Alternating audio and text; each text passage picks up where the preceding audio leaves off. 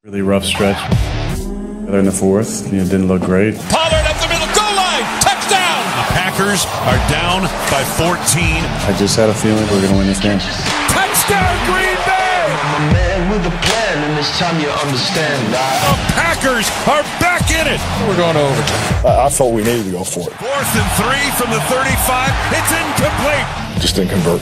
There was a lot of demons that were exercised today. Dagger! And the Packers have ended the 5-game losing streak. There were a lot of things that we turned around today. The NFL puts out on a weekly basis. It's a roller coaster ride. Keyshawn, J. Willimax, ESPN Radio, the ESPN app. Click more on the lower right-hand corner of the app. Scroll down to live radio. We're right there. Take us with you live. We're on ESPNU. You can download the podcast. We're on your smart speakers. We're presented by Progressive Insurance and joined now by the great Rex Ryan. This is Keyshawn J. Willimax coming to you live from the Seaport, brought to you by Grey Goose. Morning, Coach. Good morning, Max, and I appreciate that introduction. And the longer I'm out of the game, the better I get. So the great Rex Ryan, I was okay Rex Ryan there for a while. We got the same with Jeff Saturday. And yeah, there you go. Great point. Hey, Rex, though, before we get going, let me ask you a question about coaching. So in your secondary, your defense, you got calls and stuff like that. Mm-hmm. Does the defensive back make his own decision on whether or not he's going to press or play off when man-to-man? Is that his discretion? Or is that something that you say you should do?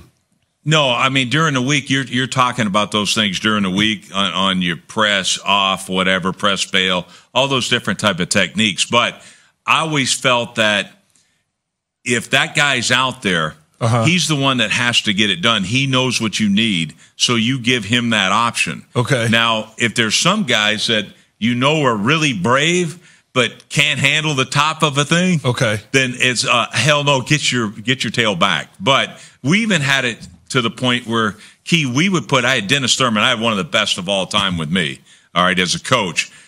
There are times when we had younger guys or whatever, guys that we truly didn't trust at times as much. No, you're going to be on our sideline. And Dennis would literally sit back and say, no, bail home. Like he would tell the guy, bail, play off, press the guy, whatever it is. Because sometimes it's like, they're like a Revis guy. I never cared. Yeah. Like I never cared. Do whatever you want. You just do your thing. But there are sometimes there's guys that are better at a press bail. There's guys that are better at off. There's guys that are better at press. So you kind of leave it to that individual. He had a question about the defense. He asked the defensive guru, Rex Ryan, ESPN NFL analyst. Rex, I don't know if you heard about it, but we're giving away on KGM. It's the KJM 10K a day giveaway. We're giving away $10,000 a day through December 7th, right? It's $2,500 an hour. So the way it works is we have a winning word every hour. People hear it. They text it to 777-000-777-000, and they enter for their chance to win $2,500. We've given it away so far to 9 people, right? It's been 9 people so far. And today, right now, this hour, because you're on the show, the winning word is, we're going to give it right away, defense.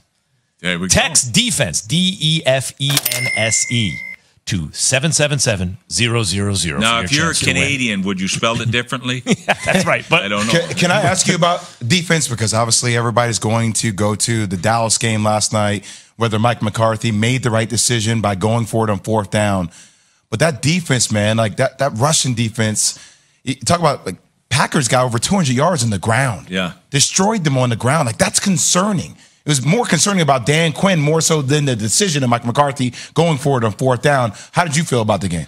Well, I felt this. I was shocked, number one, that Green Bay ran for as many yards as they did. But the thing that shocked me the most is they ran the ball 62% of the time. I've never thought a Green Bay Packer team with Aaron Rodgers would do that. I've been screaming for it all season, but they did. And here's the other thing I'm shocked about.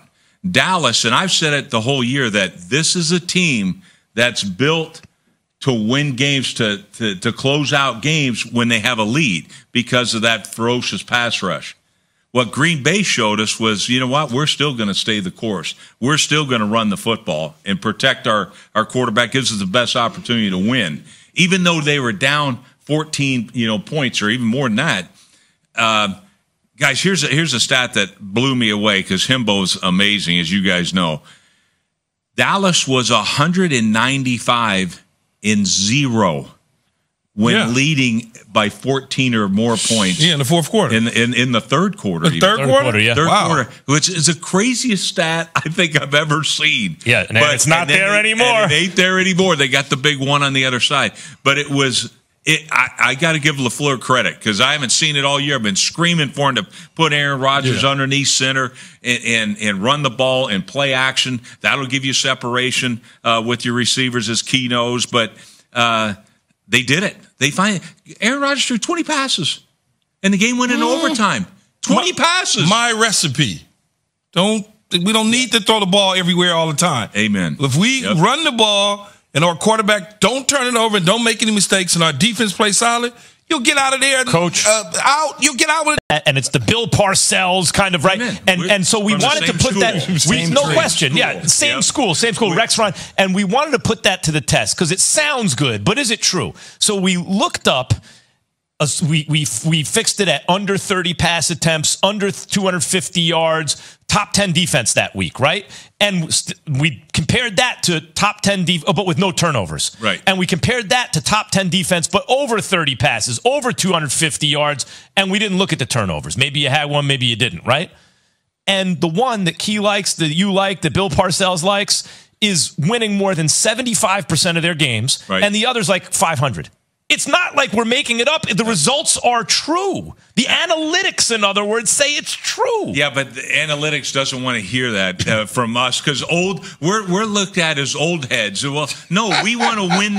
We know how to win games, and when you do this, it's the formula. Hey, by the way, how did Tampa look when they ran it 44 times against Seattle? How did a high school coach that appeared on KJM named Jeff Saturday look against the Raiders with a quarterback throwing it less than 30 times and a running back rushing for over 100? And it's the way you do it, too. Good. The fact that Jeff Saturday was like, I asked the guys, did they want to do it? Sounded a lot like Daboll. He wasn't getting up there with a phony, I'm a tough guy, we're going to do it my way thing. He has a certain philosophy, but he gets everyone on board and brings them with him. I thought Jeff was great. I thought it was, too. I thought it was interesting how in his press conference he talked about empowering people. He empowered his coaches and all that to make it. But as an old school coach, as much as I like Jeff Saturday, I'm still like, damn, are you kidding me? You're going to hire a guy that's never coached? Like, what the hell? But we know the one thing is it's a figurehead, but he's also a guy that has a message that clearly got to his players, and they played with a lot more passion than that's than my did. dude. No Jeff Saturday slander on this show. Hey, real quick before we get out of here, what are your thoughts on the Raiders right now with Josh McDaniels? Well, I think it's interesting. I tell you that one of the most powerful press conferences I've seen in years was Derek Carr's. But Derek Carr, when he sat in there and he's crying on the deal and he talked about all these type of deals, to me he was talking to the locker room. He's trying to get this team behind the coach, it sounded like to me. And where clearly there's people in that locker room that apparently aren't with it. So I think it's going to be interesting to see what happens. In the locker room or in the front office? He was speaking to the locker room. He was speaking to the locker room. See, I thought it sounded like he was talking to the front office. That's what Jay said earlier, but it sounded to me like he was talking about... Maybe I got to hear it again. Yeah, I don't know. Yeah, maybe I do too, because I thought he was talking to his locker room. Huh.